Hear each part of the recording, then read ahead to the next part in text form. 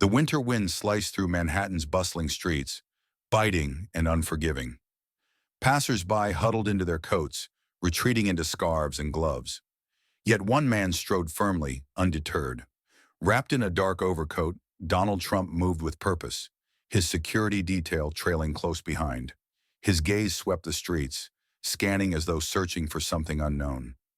This wasn't his usual commute. No warm motorcade today. He had chosen to walk.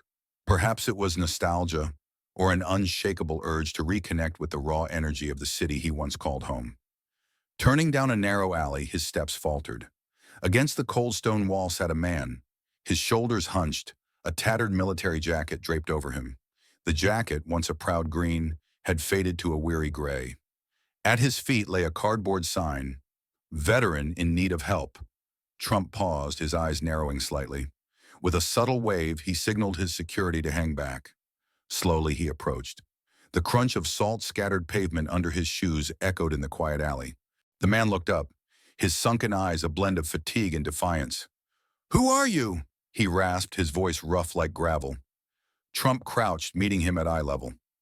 "What's your name?" he asked, his voice calm but insistent. "Jack.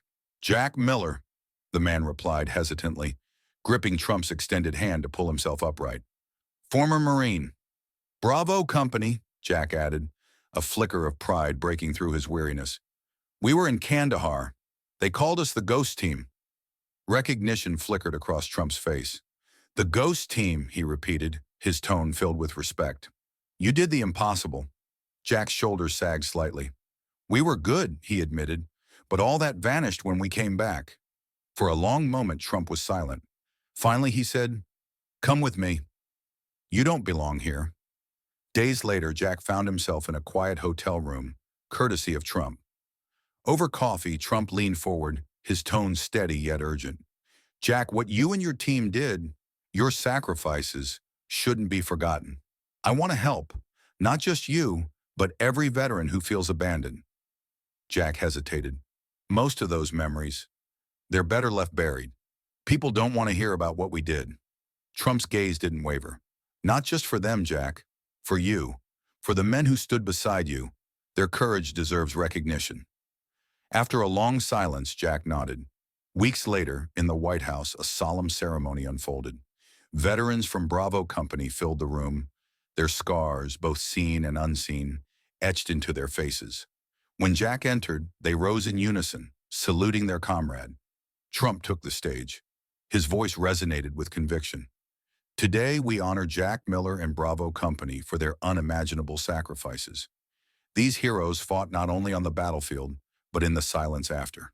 Their bravery will never be forgotten." Jack was called to the stage, his steps heavy with emotion. Thunderous applause erupted as Trump placed a medal around his neck. "For your service, your resilience, and your sacrifice, you are a hero," Trump said, his voice breaking the silence with reverence. Inspired by Jack's story, Trump announced the creation of the Bravo Fund, a comprehensive initiative to provide housing, health care, and job training for veterans. Jack, now its ambassador, traveled the country, sharing his story and advocating for others like him. At first, the spotlight unnerved him, but as he spoke of brotherhood and invisible wounds, his voice grew stronger. Jack became a beacon for countless veterans, proving that even the deepest scars could heal. Years later, the Bravo Fund flourished, transforming lives and rekindling hope. For Jack, the memory of that fateful alley remained vivid. The moment a stranger's kindness pulled him from the brink. It was a reminder that small acts of compassion could ignite powerful change. "Kindness can heal wounds we don't even see," Jack often said. "Never underestimate the power of reaching out. It could change a life." What do you think? How can small acts of compassion inspire change?